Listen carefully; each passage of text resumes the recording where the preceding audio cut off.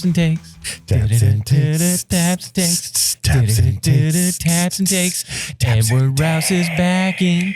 Look at that silver chain now. It's Taps and Takes at Grog's. Welcome to Taps and Takes over here at beautiful Grog's Irish Pub, traditional Irish pub here at Willow Station in Clovis, California. My favorite place. Because it's like right on the border. It's like when Tennessee and Virginia like kind of smooch at that line that you can walk in between. Or Homer Simpson. Australia, America. Australia, America. Which we got some Simpson news coming up here a little bit later on Taps and Takes, but a couple of things here. Thank you so much for tuning into Taps and Takes. As you can tell, my manfluencer fitness friend here, Edward the Rouster. That's right. He is Sexy Eddie, as we call him nowadays. Sexy Eddie. I hate it.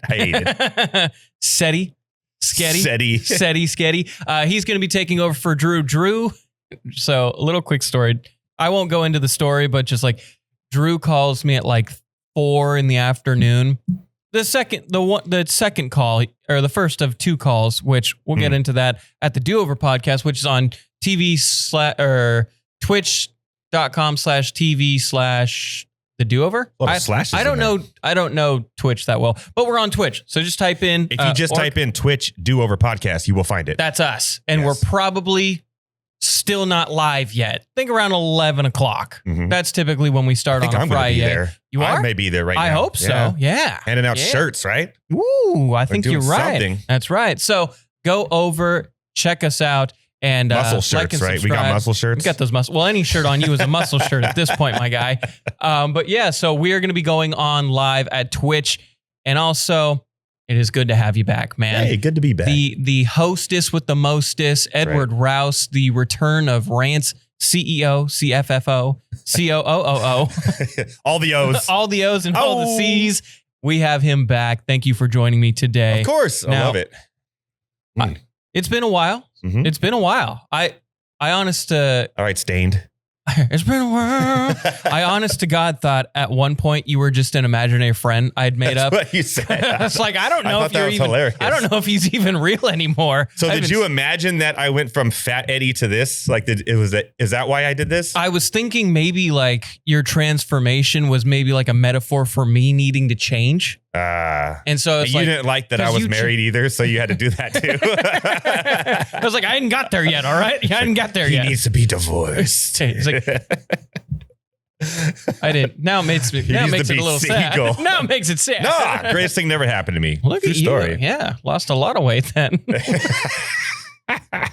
She doesn't watch this. I don't care. Yeah. All right, let's dive on it. Anyway, I was telling a story about Drew. So Drew, like in a panic, calls me. He's like, "Dude, I'm livid. I'm freaking bleeped. All right, this is BS. So I have to go over to the studio, pick up everything. He has to show me how to do everything, even though did this first try. So did a great job, by the way. So if it looks bad, sounds good. I can hear everything fine. Yeah, I think we're on. I can hear and I see red dots. So I'm thinking we're ready to roll. Ready to roll. All right, so let's go into it. You remember how Taps and Takes goes. We cover some entertainment news. We cover some movie news. We might talk a little Marvel Zombies. That was getting some good stuff. Royce was talking. He was chirping it. He was excited. And also we got a couple of movie reviews from the Rouster coming up here in a second, which I do think it is time for me to finally get the Regal Pass. Yeah. I think it's time. My financial aid finally kicked in. This year alone was you get your money's worth. This is the greatest year of movies we've had in, I think, forever. I think so. I mean, and we're going to have $2 billion movies this year.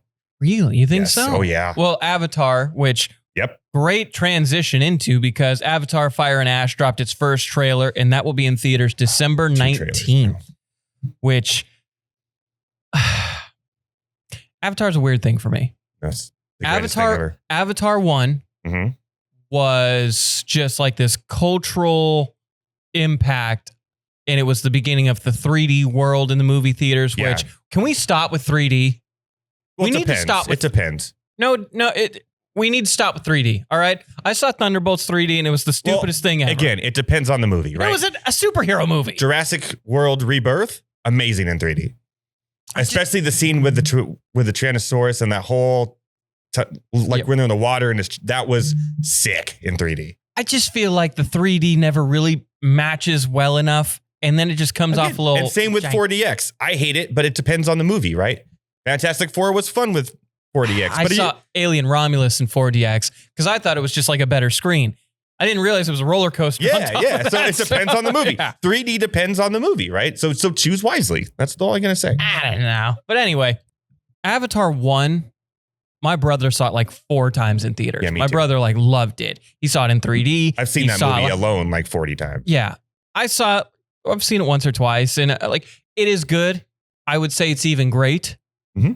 But then to wait like a decade for Avatar 2. Way of the Water is one of the greatest movies ever made of all time. I don't know about that. It is. It feels... Maybe it's just the turnaround time. Maybe I think I'd be more interested if all 3 of them, the turnaround time was the turnaround time from 2 to 3.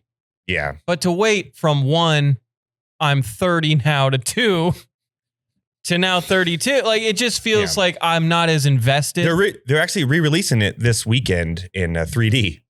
Okay. IMAX 3D. I'm going to go. Dude, that's crazy. The TV behind us is Way of Water right now. Yeah, because it's coming out again in theaters. Not only because they want it to be the highest grossing movie all time instead of the second. But clearly you are, and also... An Avatar stan, yes. Well, I know that, but I want to quickly just stop. People, if you're going to take your families to Avatar, or just in movies in general... Can we be courteous to the people? I don't know where the manners of movies went. Maybe people got too comfortable just, watching things at home. So now they think the movie theater is their living room. We got to stop that. You know, what experience did you have? So me and Drew go see Way of Water opening weekend. Oh, like opening weekend in theaters. Like 5 years ago. Yeah. Like a decade ago. Yeah. And it's Thursday night. We went to the Thursday night showing because we had to talk about it Friday. You know, there's a family in front of us. And like, I'd say Avatar, you can take your kids. I'd say teenagers my for sure. Kids. Yeah, for sure. Right. They were well behaved. The parents were not, especially the husband. Was he the guy who was watching the whole football game? He was watching the Thursday night football game on his phone. And hey, man, as much as we love sports here on Taps and Takes, if I spend essentially $20 on a movie theater ticket, I don't need to see the Niners and the Rams play the lowest scoring Thursday night game in history. Enough, they play this weekend. This is Thursday. And Way of the Water's back in theaters. Whoa, we're back in 2019. Dude, I bet that guy's there. He's waiting for me. So just don't watch stuff on your phone. Just put it on Do Not Disturb. Like, the point of the movie theater is airplane mode is there for a reason. Is to get away from your world. Yes, that's why I go. Is to be the Way of Water. Yes. Oh, so perfect. But what are your thoughts? Coming up, new trailer, Fire and Ash. It looks great. And I don't want to get into all the lore and everything because I don't even really, no one kind of really knows. You kind of do, but not really. But it looks like I almost said the Ash people, but the new tribe, which will be the Fire tribe. Obviously, we have the Water tribe, not the Fire tribe. That they're like not with the same god, and they're kind of a bad guys. Where the Water tribe was more of friendlier, not at first, but then they were like, yeah, we like. They learned. Yeah. They learned. But this one's going to be dark, really dark, and in a good way. Well, spoiler alert: the son is dead, so there's going to be redemption. Some John Wick action going on here, and the biggest thing now is you're going to have new part of the world, and the biggest thing is the realization, and this was given away in the trailer, so I'm not spoiling anything, that humans actually can breathe on the planet, which will change the whole outlook of everything, because then they could actually come in there. They can mobilize. Oh, yeah. They're going to be moving. They're going to be... Do you think they're setting it up to where the human that was raised with the tribe is going to be the new main antagonist? Could be. Yeah. I mean, he's the son of the corporal. He's already had his big arc in Way of the Water, right? The whole my dad or my new family, which is like in every movie ever. Right. And he obviously went with his new family because family is everything, right? And he's going to have probably some huge decisions to make in this next one. We'll see. Okay. All right. Last question. Yes. Are they going full Avatar and going Earth Tribe to end it at 4? Probably not. You don't think so? You don't think there's going to be a 4th tribe? You think they're No, there's going to be a new tribe, yeah. Because you got water, Yeah. Now you got fire. Right. And then they're technically earth, I guess. I thought they were air because they had the flyer. Oh, yeah, air. So are we just getting like the Rock Tribe next and getting full Last Airbender Avatar? We going Avatar crossover? Oh, that'd be interesting. As long as it's not the same child actors from the show. That's fair. I don't want to see that. I don't know how you can't figure out Avatar live action. Yeah, I mean, the fights look good in the first couple episodes, and then the acting caught up. Like if you could do One Piece live action as well, as great as it was, how can you not do Avatar? Coming out 2026. Yeah, season 2 looks great. Mm-hmm. I'm pumped. Yeah, I'm there for it. Next, let's go up to the Batman 2. 2027 is shaping up to be. 2027 is shaping up to be an awesome movie year. Yes. I mean, we've got Batman 2, Man of Tomorrow. We've got Avatar 4. Avatar 4. We've got Spider-Verse. And we've got Doomsday. Avatar. Yeah. Oh, not Avatar, sorry. Avengers. And then on top of all of that, Simpsons movie, which we'll touch on that more in a second. But the Batman 2 script has been completed. People are starting to read it. Colin Farrell, Penguin, he read it. And in quotes, it is deeper, it is scarier, and the stakes are higher. Good. And there's also been talks of it's a villain we have not seen on film before. We're not going to get the Bane. You didn't like Tom Hardy's Bane? He was great. I just we must protect the city. I mean, it's not the Bane from the comics. No. But I'm curious a part of me feels Court of Owls, maybe. A part of me feels like that's just a ruse and they're going to give us maybe like a Mr. Freeze. Please do. Please bring back Arnold. I used to meet you. It was so good. I went back and watched all those original 4 and how they get worse and worse each 4. And that one was by far the worst. Well, yeah. Yeah, because Forever was just bad. Val Kilmer was a solid Batman. Val Kilmer? I didn't think he was a bad... Val Kilmer. Apology. Val Kilmer. A letter off. Sorry, Val Kilmer. I thought he was a solid That was like the Batman I watched growing up as a kid. Yeah, but that movie is... If you go back and watch it, it's absolute trash. Well, yeah, you have Tommy Lee Jones playing Two-Face. So bad, dude. So bad. Jim Carrey's Riddler. He's so... was great. They overact so bad in that if you go watch it and you're like, what the heck? Why did I like this when I was a kid? Well, who's the guy that played Robin? Like Chris O'Donnell. Yeah. He does like a holy so-and-so Batman on the Riddler really Island. It's like, woo. And if you go back and watch Batman and Robin, that one's so bad it's actually good because it's worth watching because it's a comedy. Yeah. Yeah. My thing is that Robin did absolutely nothing. He was worthless. In that movie. Like he goes with him. And he's always struggling. Constantly. Trying to learn a lesson. Okay, get it. Like goes with him. Alicia Silverstone was more of a badass than he was. That's true. But like my thing is like he goes with him in the Robin suit to face off Two-Face and Riddler. The over-the-top acting.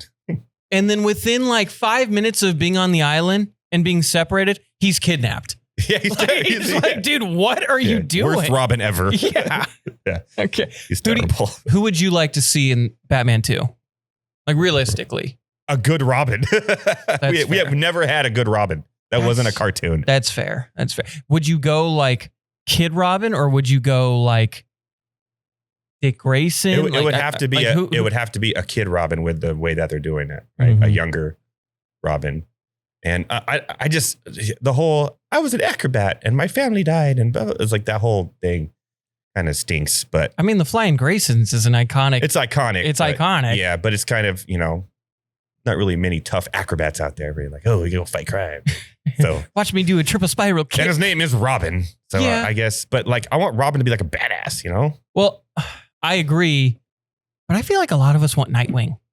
Yeah. Like we want Nightwing. Is there a way we can? I guess Nightwing is technically Robin becoming a badass. No, like I know you need the Robin origin story. Yeah, just if you want to introduce him. Yeah. Go straight to Nightwing.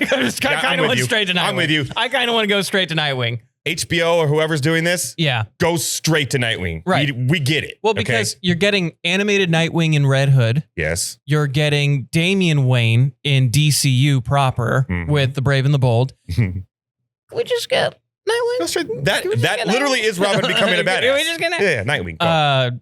You've been pretty big on Star Wars, especially with Andor. I've kind of fallen off after the movies. But one thing that kind of stayed like a solid for me, at least, was season 1 of Star Wars Visions. Star Wars Visions Volume 3. That's going to be coming out in just a little bit. We got another trailer of that crazy lightsaber fight, stuff like that. The stuff that I feel like, pardon me, real Star Wars fans have been clamoring for. I want cool lightsaber stuff with cool Jedi stuff. Yeah.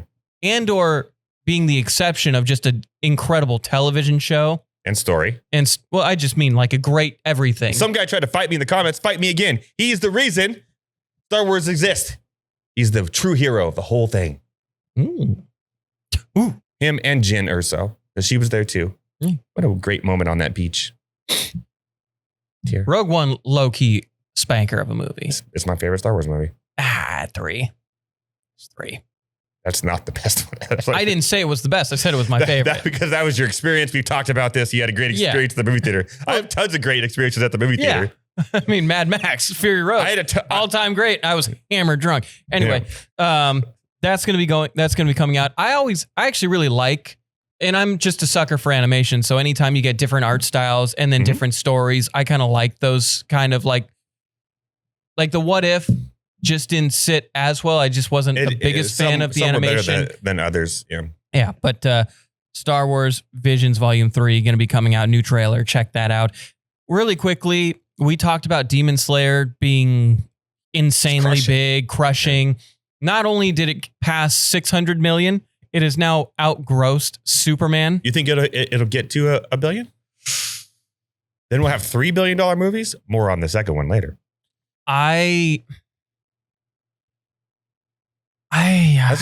There's never been an animated billion movie, right? An anime billion. I mean, Mugen Train might have, the movie before this one.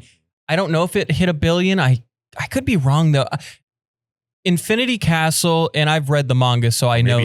Maybe Toy Story 4 did, actually. Yeah. I mean, animated movies, I think there has been. Inside Out did. I think twice. Inside Out 1 and 2 did. Fair. I mean, anime, I don't think there has been. Not anime, yeah. But Demon Slayer and anime in general. Have you seen it? You've seen it, right? I know the story. Oh, you haven't seen it? I've read the manga, so I know all the stuff and all the story. So like, they're breaking it off well. I think they're gonna probably stop it like you're getting one chunk of fighting some people, setting up the next set of fights, and then your finale will be Muzan, Tanjiro, and the Demon Corps. I have no idea what you're saying. It sounds like you're speaking a foreign language, but I believe you. I think it's just fascinating that like you're getting huge success from Demon Slayer. Huge. You're getting solid success, at least right now in Japan. And weirdly, too, because there's so many good movies out in the theater. Right. Yeah. And I mean, it just goes to show that this could be a new norm in the movie theater experience, is anime making a big staple. Now, I don't see like Dragon Ball performing as well as Demon Slayer. No. But, you know, My Hero had some good showings in theaters. Chainsaw Man coming up at the end of October for it, and that's getting good reviews and good scores right now and good money over in Japan. So, anime. Hey, it's all norm. Making it. The movies in general is making a comeback. Yeah, I hope so. It is. I've been going a lot this year, and because we've been so blessed this year, it's getting more and more packed, more and more people, sold out.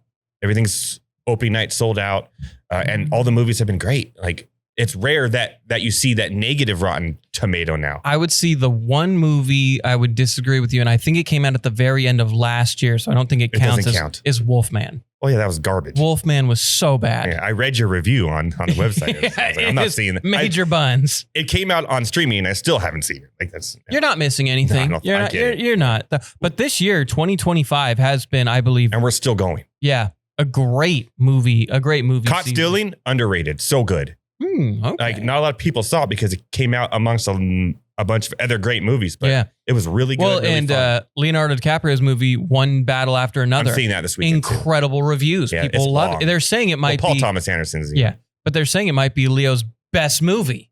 Oh. And like, how many times can you say it's his best movie? Okay, real quick. I'll be quick on this. He's only won an Academy Award for The Revenant. That's it. Yeah. Come on. Matthew McConaughey's Dallas Buyers Club though was his Wolf of Wall Street year. Yeah, that's true. And then Matthew McConaughey double dipped and did I agree.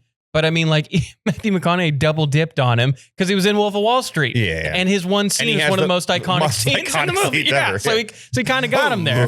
Yeah. Anyways. We talked about movies coming out in 2027. We got the newest poster for the Simpsons movie 2. With the I forgot there was a first one. That came out so long ago. Because it came out 20 years ago. That movie is going to be released July 23rd of 2027. I don't even remember what it was about. They put a dome over Springfield. Oh, the IPA. Yeah, they put President Schwarzenegger was president. If you couldn't tell, yeah. And one of the best. They almost predicted that. Kind of, yeah. Well, and one of the best lines, which I feel like is evergreen now. I was elected to lead, not to read. Mm-hmm. And that feels very accurate for today's day and age. But I saw that in theater and like it just felt like an hour-long I remember seeing Simpsons movie, which I don't think is a bad thing. Yeah. But I understand the cultural influence the Simpsons have had for the last 40-something years now. Mm-hmm.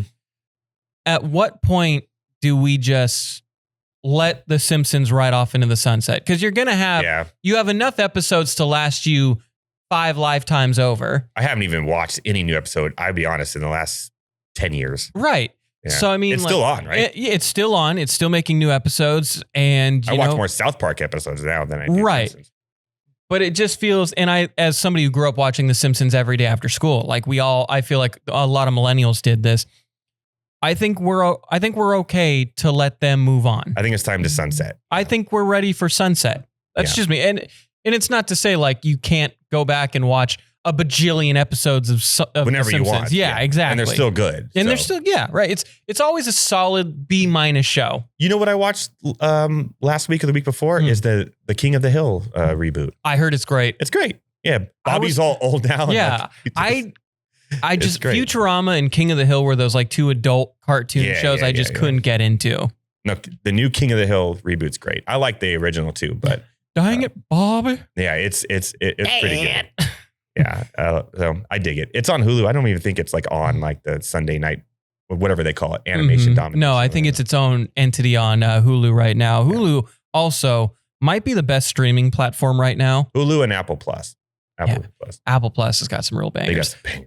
Couple of quick things here. Michael B. Jordan and Glen Powell are rumored to be setting up or being a part of the upcoming, or I guess it would be an upcoming Miami Vice reboot.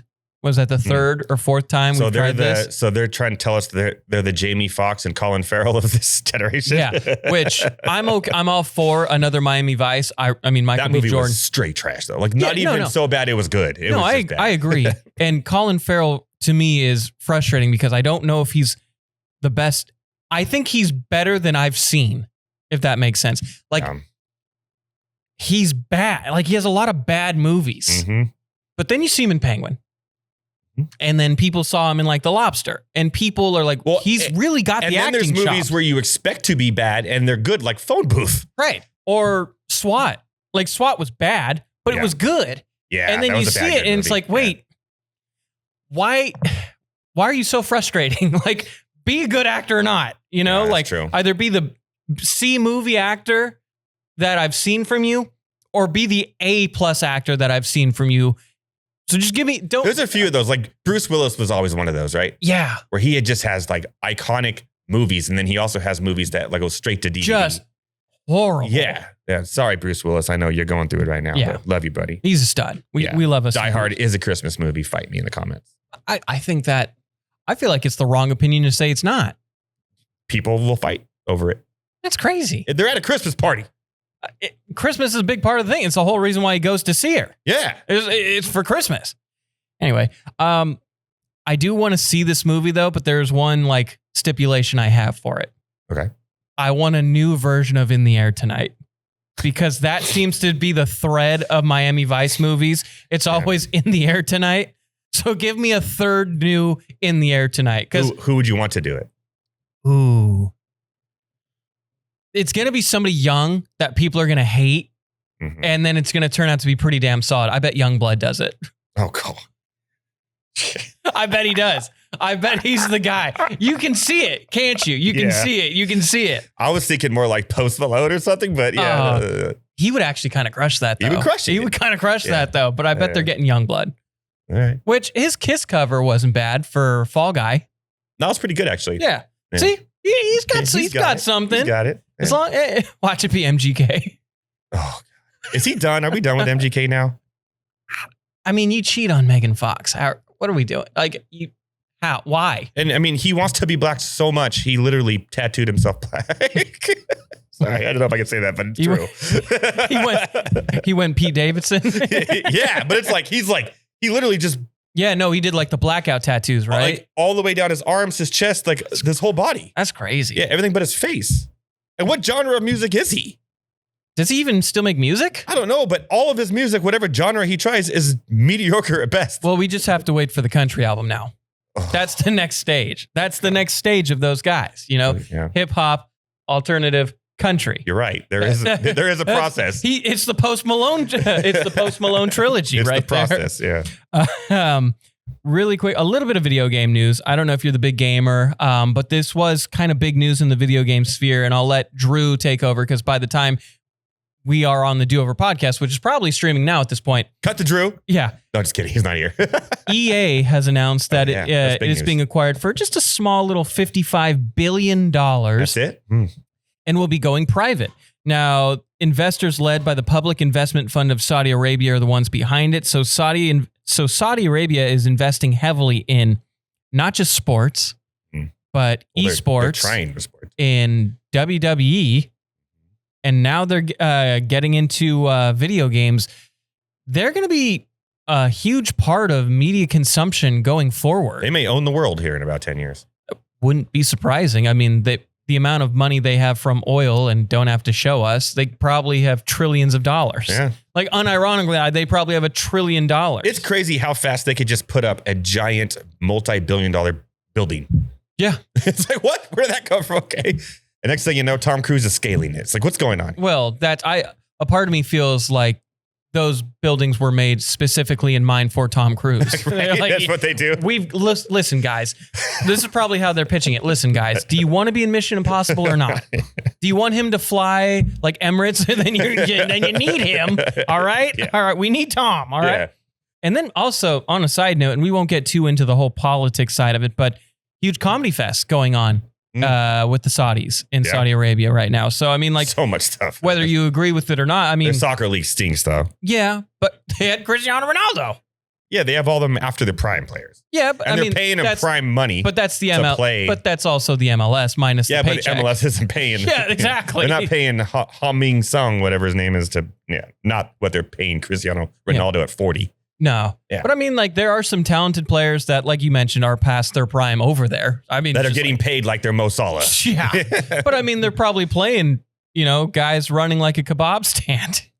No, yeah. I was looking at the lineups one day. It's like Ronaldo, Sadio Mane, some guy I've never heard of. Yeah, right. So I mean, like, and I mean, that was kind of like the joke with the MLS too. It's like, all right, guys, I finished the game. Got to go to my second job now. Yeah. So after the first game's done, then he goes in the stands and serves the shawarma to everybody while they're playing. Exactly. Right? Yeah, okay. Small little tiny. We got another trailer for Zootopia 2.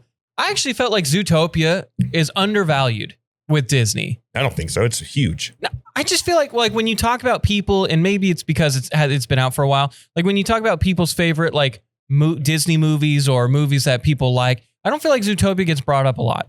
Yeah, it's fair. I was pretty surprised with how much I was enjoying Zootopia. It's great. And I like the whole aspect of like carnivore, herbivore kind of living together, having to live together. Kept Shakira irrelevant. Oh, that's true. I mean, she was here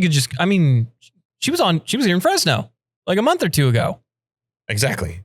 So she's back. Shakira, she's back. Yeah, there's nothing like playing a Bulldog Stadium on a Wednesday to really get your career back on track. I mean, she's probably hearing a bunch of howls, a bunch of barking, a bunch of howling, Oh, yeah. In the moon. All right.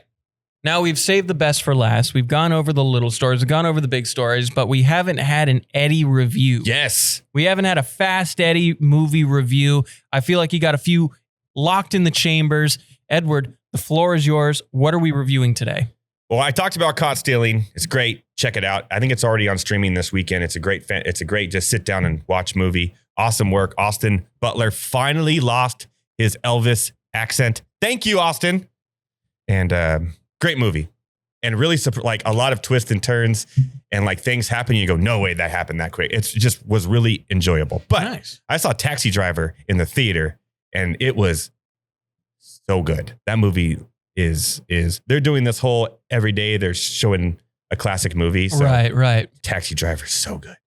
So shout out Robert De Niro and Martin Scorsese in one of my favorite movies of all time. Seeing it in theater though, because I was obviously not even alive. Right. And it still holds up today. No, and I think that's something special that we're getting with theaters now. And now they're doing horror movies all of October. So you could go see Scream again. They're doing like not Jason X in space, unfortunately, because that would be sick. Damn.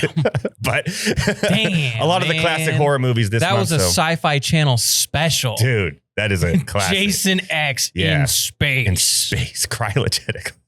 Okay, anyways. But my review is for, ready for it? Gabby's Dollhouse, the movie. That's right.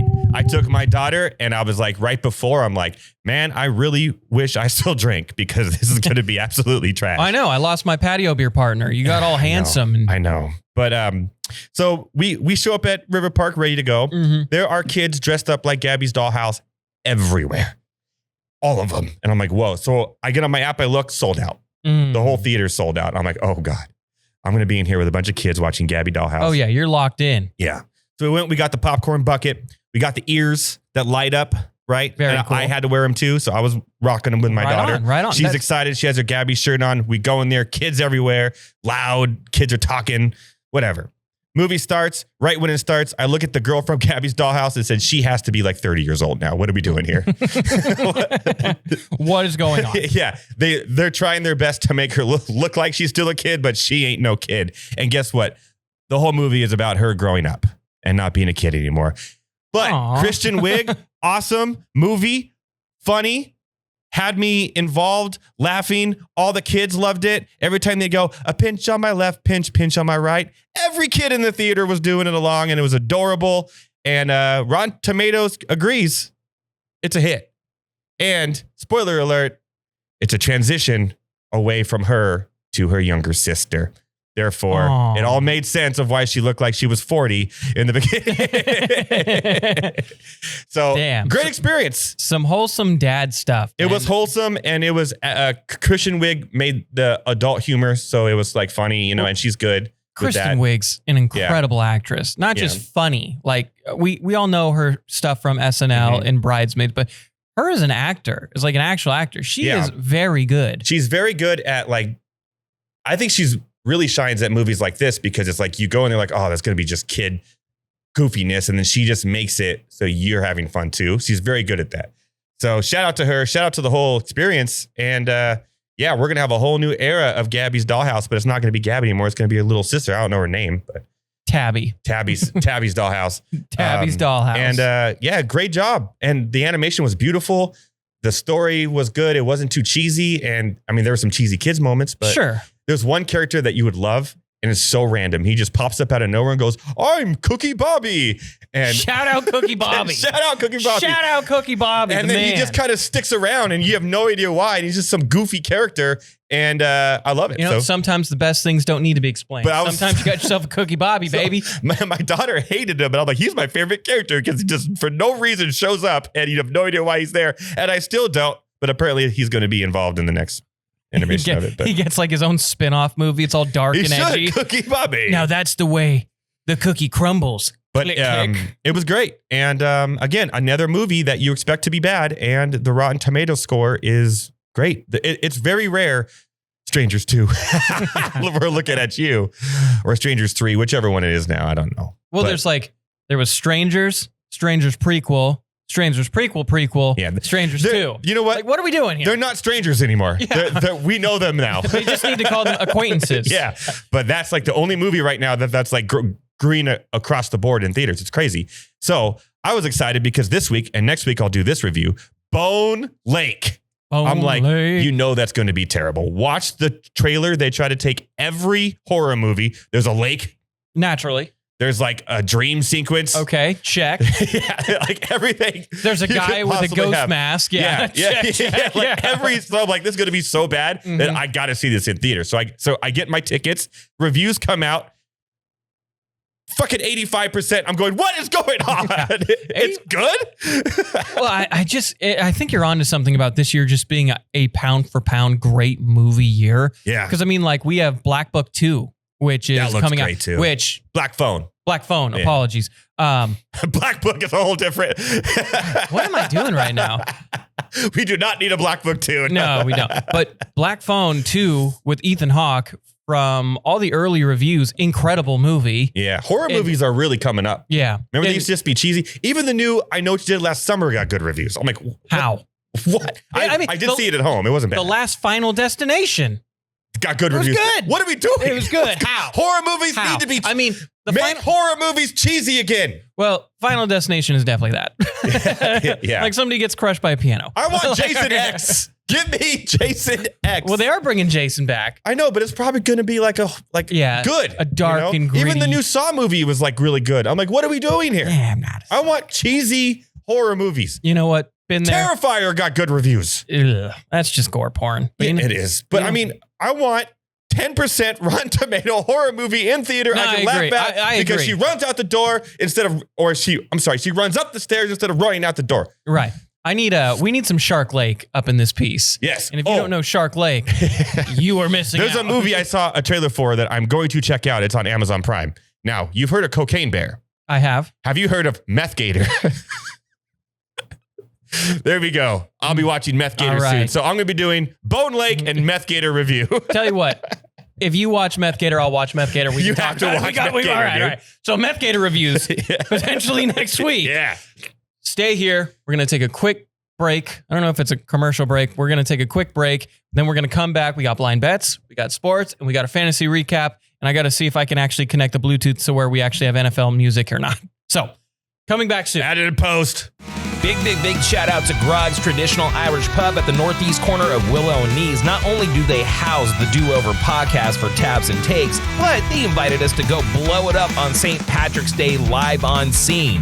Now that that's done, it's easing us into summer and it gets hella hot here in the Central Valley. Grog's prides themselves on being the coldest drinking establishment in the Central Valley. Literally go down there, get a nice cold pickleback, get a nice cold Guinness, throw it back and leech off that free AC, son. Support Grog's because they support the Do Over podcast. Back better than ever. Oh yeah. Orc, I'm just going to tell you right now. Bluetooth ain't working on this thing. We're having some technical difficulties, Orc. So we need your help. You're getting the fantasy recap a cappella. Yeah. So Orc, I'm begging you, please. I could try to do Orc, please put in the NFL music post production. All right.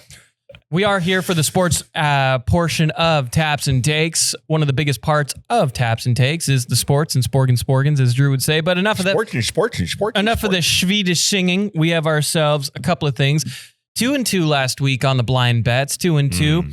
Tampa Bay did not help, and the Chargers, well, that was the second I got invested in the Chargers. I remembered why nobody does that. Thank you for I remembered why nobody does that. But Sam Darnold, the guy. Yeah. The guy. I think at this point you need to get a Sam Darnold jersey. I just don't like the Seahawks or the Vikings That's enough. Fine. Do a custom one of Packers. Yeah. When he comes in, honestly, I love Jordan Love, and I think Jordan Love is a stud, and I think he gets way undervalued by analysts and all that stuff. If you give him an A+ receiver, he'd be better. Yeah. Absolutely. Well, and just think of how good he's 8 touchdowns, 1 interception this year. Like, yeah. Come on. That's good. With a bunch of mediocre receivers. With a bunch of kids, you know? Oh, and Romeo Doubs in his giant helmet. Yeah, but Romeo Doubs, sure hands now. He is sure hands. He's a good touchdown threat. He is. But let's go to blind bets. We can't use the song because of copyright. Blind bets. I got 3 picks here. Edward, you're the stats guy. Yes. You're the line guy. Oh, I also had Packers Dallas over. That hit by a country mile. Yeah. But I got 3 picks here. 3 picks, 3 plays. Okay. I really like them. We're going to start with Dallas taking on the New York Jets in MetLife. -2.5 spread for Dallas. Dallas is a lot of things, but if there's one thing they are for sure this year, offensively talented. Dak's having an incredible year offensively. George Pickens might be the best tough catch guy in the league. And do we know the status of CeeDee Lamb? Uncertain now. I mean, granted, we're recording this on Tuesday, so we might know more on Friday. But even then, like, look, this is twice they've put up 40 points this year against talented defenses. So, I mean, like, I don't know what not to like about Dallas going into MetLife. The Jets, they're flashes, but there's nothing consistent. And the defense keeps getting beat. Yeah. Justin Fields, like I said, he'll give Justin Fields. Great fantasy quarterback, terrible real quarterback. Right. And they just cannot get enough offense going throughout a full game to be considered, I think, a threat. And the fact that this spread's -2.5, like, I get it, Dallas is 1-2-1. I think Dallas is the easiest pick of the day. And it's in New York, so it's at MetLife. Right. I kind of like that 2.5. I could see that moving to 3.5 by the weekend. So getting it now would be smart. When it gets to 3 or 3.5, I may stick away. But right now, looking about 64% of the public is on that as well. So that's a little right. But I mean, if you look at a lot of the lines here, a lot of them have sharp lines. It's very 70, 80, 20, you know. Look what we have here. Look what we have here, you backstabbers. What are you talking about? Look how good I did. Look how good I set this up. You haven't said one thing about my shirt yet. Backstabbers. I need to talk to you about Saturday. Okay. I don't know if I did. You didn't do any of this stuff, did you? Dad. Well, I imagine it stayed the way you had set it up before it turned off. It didn't. That's why I had you record it. No, I know, but I looked at it and I was Open break, Elliot's failures. This is like when Dad comes to check on your homework. And you know what? Everything looks good, all right? So I don't want to hear it. Look how good Eddie looks. Look how good Eddie looks. Great. Yeah, exactly. But then I did record it. And then I did everything and I looked at it and I was like, man, this looks all pretty good. I think we're ready to roll. We're already on sports. Yeah. Then he leaves. Bye, Drew. Just coming in to poo-poo on our parade. Yeah. Poo-poo on our work and then leaving. Yeah, poo-pooing on our salad. Thanks, Dad. Next, this one, I'm just going money line. I don't know if I can trust the line. I'm with you on that. I'd take the 2.5 Dallas. Yeah. I don't know if I trust the line on this one, but I do. There's a lot of things that I like around the game itself, and it's Seattle, Tampa Bay. I love Baker. I think the Baker Renaissance. You're riding Tampa Bay each week, aren't you? Hang on. Baker knows how to come through in the clutch. Baker is a dog. He competes every week. Literally, this is the battle of your two favorite men. I'm getting there. But I don't know if Tampa's beaten anybody of anything good. They survived the Jets. They survived Atlanta. I don't know what to make of Atlanta. I like them. I just don't know if I can trust them. Yeah. And then they had another third team. I already forgot because I just feel like they've played a lot of teams that aren't good, and then they played a really good team. And granted, they lost by about a touchdown. They were down for a lot of that game, and it didn't feel close, which is exactly why I like Seattle. -3.5 currently. Now, here's what I don't like is the 3.5. Yeah. Because I feel like Baker is an awesome backdoor cover guy. I think I'm just going to be a wimp here. I'm going to go Seattle money line. The line's probably not great. It's probably in the -2s, but you know what? Seattle at home is always a tough team to deal with. Darnold is playing excellent football. And I just think this Seattle defense is so fast and they're so aggressive. I could see them causing troubles with no Mike Evans. I just see a lot of good things coming for Seattle. I think they're a sleeper to win their division. And when you're playing, are good though. And when you're playing in Seattle, Seattle just has this magic about them. So I like Seattle money line. I don't know if I like the points enough, but I would take Tampa Bay plus 3.5. Which is exactly why I'm thinking Seattle money line. Yeah, Mike Evans, but Godwin now has another game under his belt, more snap count.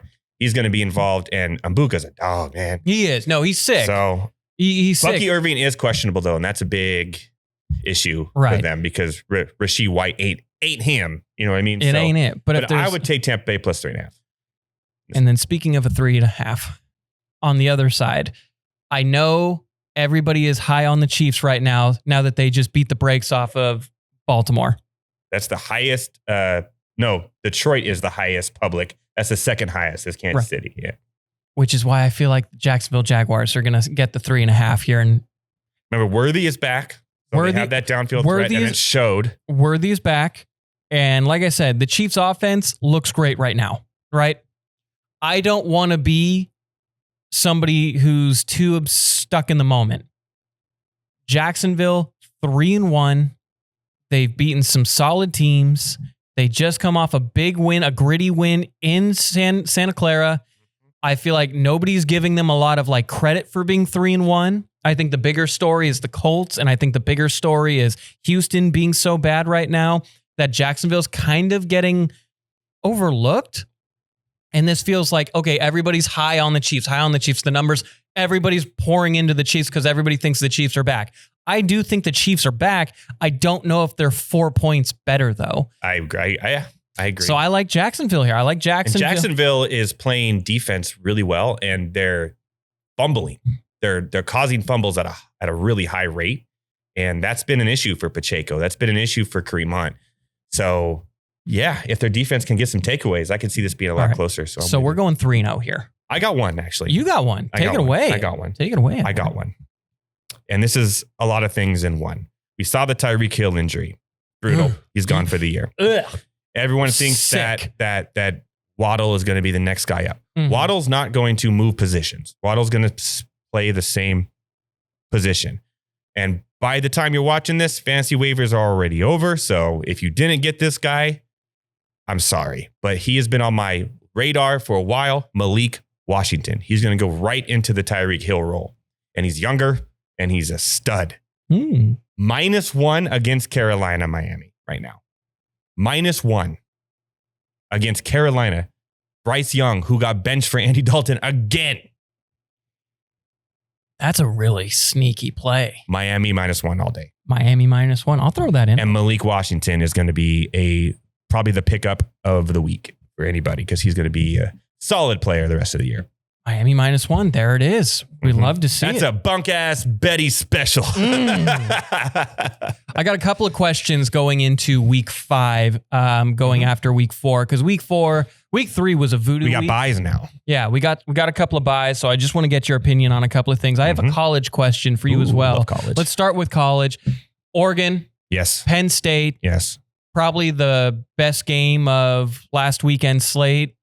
It was the whiteout game. Probably the best game of the year so far. Right. Penn State, though, couldn't get the win at home. Oregon wins in double overtime fashion.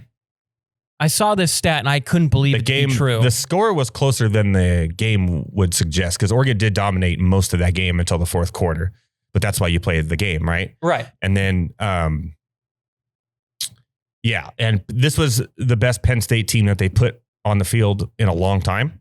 So I'm surprised of the stat that you shared with me that you're going to share right now, but I kind of knew it. But I think Oregon's the number 1 team in the nation. I mean, I'm really surprised with how crazy the stat is because Penn State, I feel like is always in the last like 2 years, especially have been talked about as like they're natty ready. Like they're natty ready. Yeah, right. They have the quarterback. They have the running backs. They have the defense. They have everything to be natty ready. They just have this really bad record. I'm going to give it to you now. Penn State with their current coaching, 1-15 against top 5 teams. Now, granted, Oregon was 6, so I mean, like you did better betting hockey than they have against top and that's 10 impossible. teams. And that's impossible. That's possible.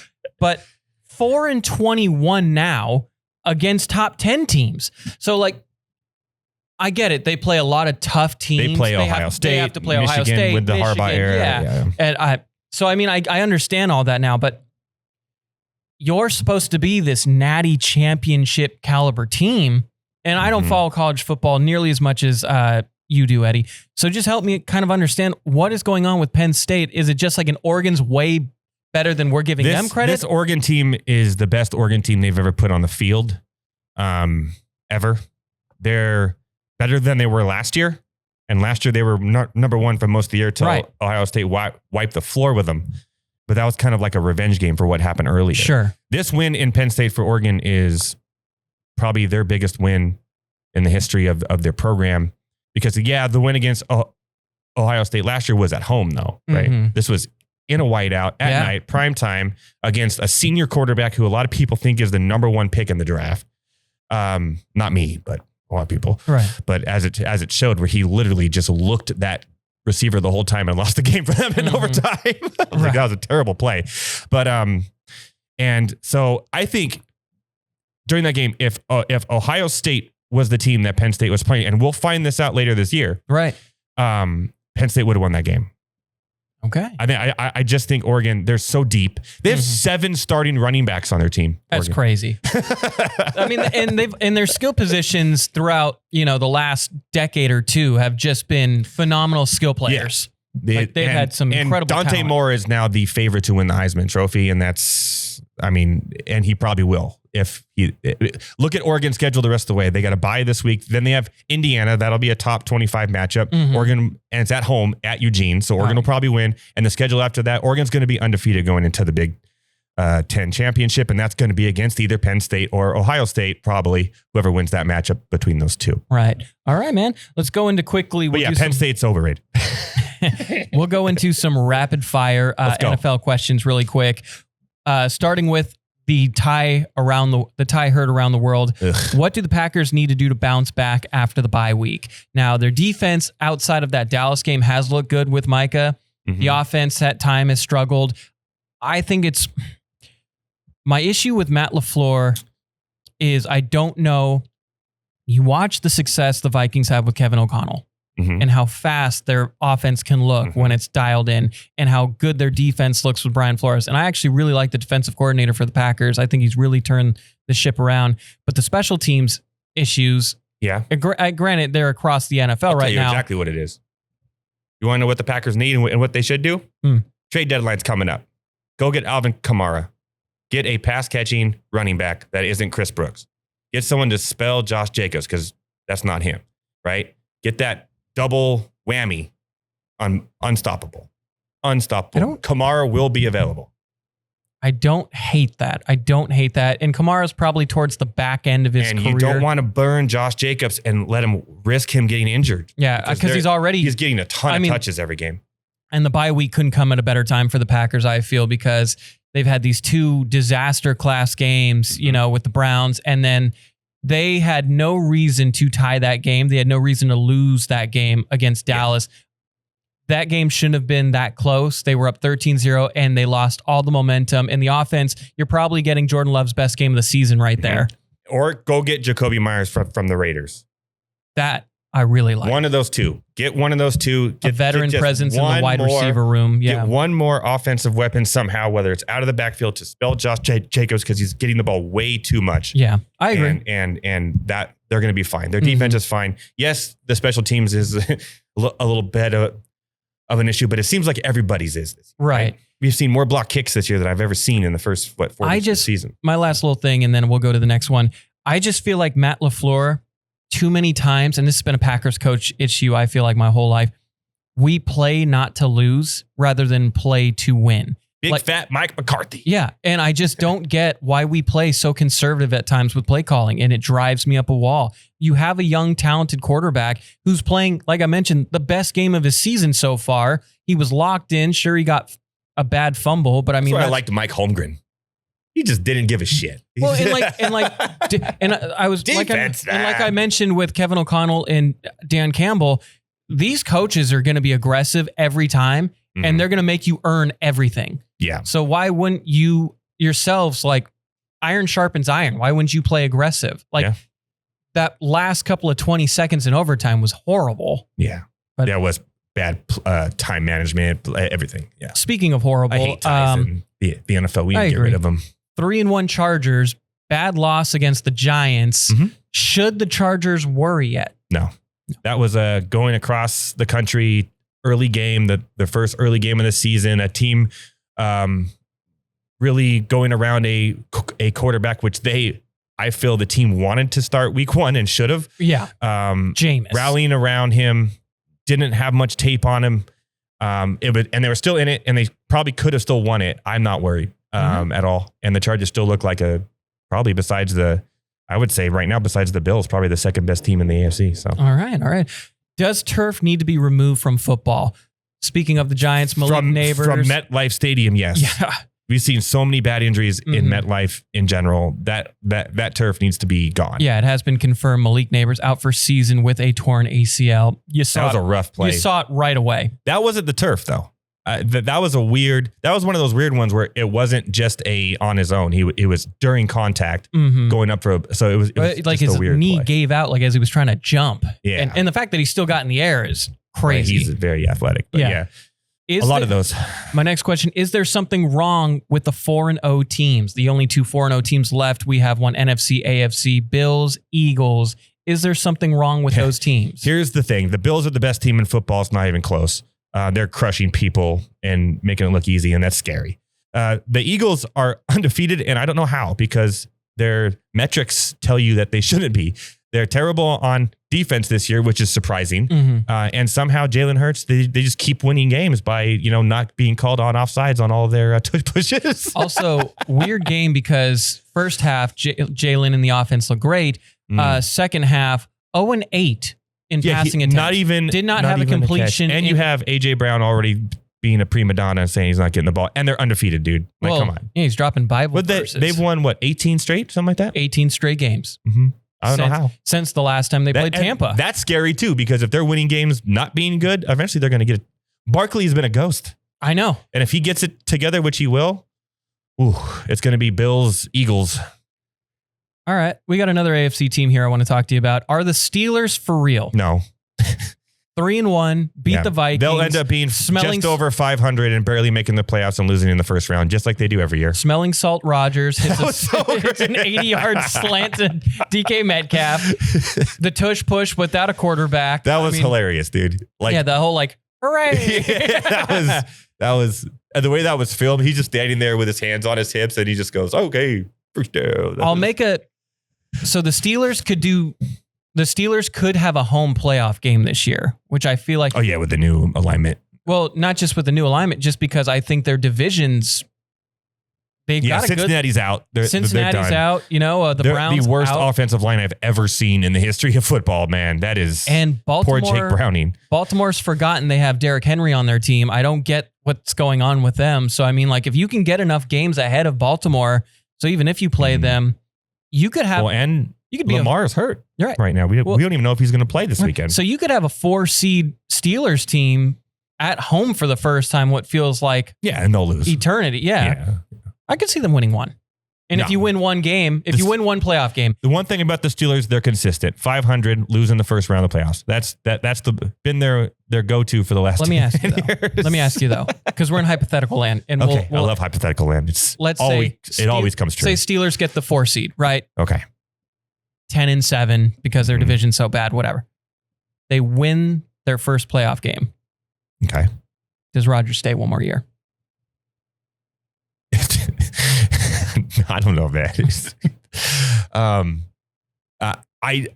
It's gonna fade out though. This is gonna fade out. Well, the back half of their schedule's tough, so I'm just curious. It's gonna fade out, and I don't know. I don't think he comes back again for another year. But they don't have anyone behind him, so I don't know. They don't draft a quarterback. They haven't drafted a quarterback since Big Ben. Yeah, it hasn't looked great. Last question: best team under 500. By the way, I still think the Chargers are going to win the AFC West. That's fair. And they'll have a home playoff game. Okay. For the first time in a long time. Okay. Best team under 500. Texans, maybe? They're 1-3. I mean, they're so talented and their defense is so talented. And I think Woody, my boy Woody Marks, is going to be the answer there because that's what they needed, because Chubb just doesn't have that that burst after his injuries. And Woody Marks looks good, man. And if they can just give a little bit of that pressure off of, what Joe Mixon had, which I don't think Joe Mixon may even come back this year with him, and just let, Stroud cook a little bit with Nico and now let Christian Kirk kind of get accumulated now that he's back from injury too. Right. And I think they're the most, underrated team, I would say, at this point, under 500. Mm-hmm. And I think I'm still not on the Colts Daniel Jones bandwagon here. You're not vibing with Indiana Jones? No, I think it's going to slow down a little bit. And I think Houston should win that division still. But it's still early and they have the better team on paper. But yeah, that's kind of where I stand. Okay. Do you have one? Do you have one that's under 500 you think is? I think clearly, well, I guess I could have said Baltimore, but no, I think that's a given. I think Baltimore has genuine, serious flaws. But I still think they're better than an under 500 team. So I think Minnesota is better than we give them credit. I know they're technically 500, right? 500. They're 2-2. Yeah. Let me see. Honestly, I hate saying it. I think Dallas could be a lot better than we're giving them credit for. The offense is good. CeeDee Lamb will get healthier. I think Kenny Clark is super undervalued and underappreciated. He's been solid in the middle of their defensive line. Yeah, but they're giving up a lot of points too, though. They're scoring a lot of points because they have to. They are, but they've given up a lot of points outside of the rusty. It's Dallas. I need to see it to believe it. That's fair. I think they're better than Dak we're giving. Needs to play a full season. That's also true. I just think Dak's playing at a high level. I think the offense is something to like. I think they could be that Cincinnati team of last year.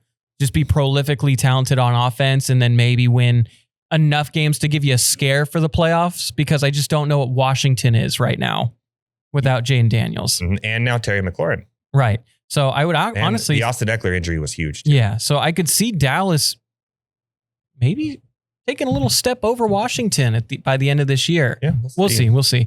All right. First, I want to give a shout out to Poop in My Cup because... yeah, I took a shit in his cup. I beat his ass. 146-84. We'll get to that. Yeah. Well, do you want to do your game? You want to try it? Nah, I'm not ready for that. I can't do the oof. You don't want to do a what? What? Huh? Week 4 fantasy football recap. Yeah. We start on the toilet because the Droopies were making Eric Andre Swift work on Steve and his pathetic team. Do you know what? I think the Raiders might suck. You think? Emenka nut egg buka on his face as he torched the Philly secondary as Steve was getting a bad visit from Malik Neighbors. It's a rough neighborhood, especially in MetLife. Though Steve's team got nixed, he did manage to only lose by 30. Drake may be from Canada, but thankfully we got London in the end zone as Drizzy ATL London stamped his passport and his bangers and mash all over Steve. The Droopies are 3-1, dominating Steve 145-113. And I have to say, you guys are in for a treat because I couldn't get this done at 2 a.m. like I usually do. So we're going off rip. We start in Baltimore, is what I would say if it wasn't for the Arrowhead Invitational between Patty Cake, Matt Mahomes. We've got some wins to go, as he was all over with not 1, not 2, not 3, but 4. That's right, 4 TDs on the Barbresses. Jess may have had Caleb Presley Williams, but literally, I don't even care, as she didn't check her lineup. And sure, Samwise the Brave Laporta may have had 6.9 points, which to some, nice. But her points couldn't stack up against Sparkles, as Sparkles makes it to 2-2, 111-84. Next, we have the gassiest of matchups as we have Tat Toots and Toots Magoots taking each other on. Christian hurt McCaffrey. I don't think so, because his Cavs were running wild with a receiving touchdown and 26.1 points. That's 26. That's a big boy score. We had ourselves some Zay Flowers and no May Showers as he was showering some dubs all over Tattoos as Tim was looking bear down. And Mims, this is not why it's hot, because Tim loses 100 to 113. Next, we've got some cups filled with poo. Oh, yeah. And we have some Betty Bunk asses, and they're looking good. As we had Trevor T. Law Lawrence, as we had the law running down, because guess what, Michael? You fought the law and T-Law won. You fought the law and T-Law won. Bijan, and I'm not talking about third base, Bijan Robinson was scoring left and right, and it doesn't matter if he fumbled. The only fumble here was Mikey, because we know Likey is score, and that's got a Zach Ertz.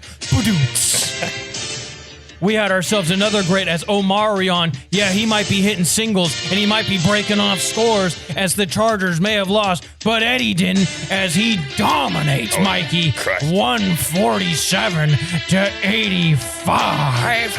You gotta say, Mikey, you're not looking too good, pal.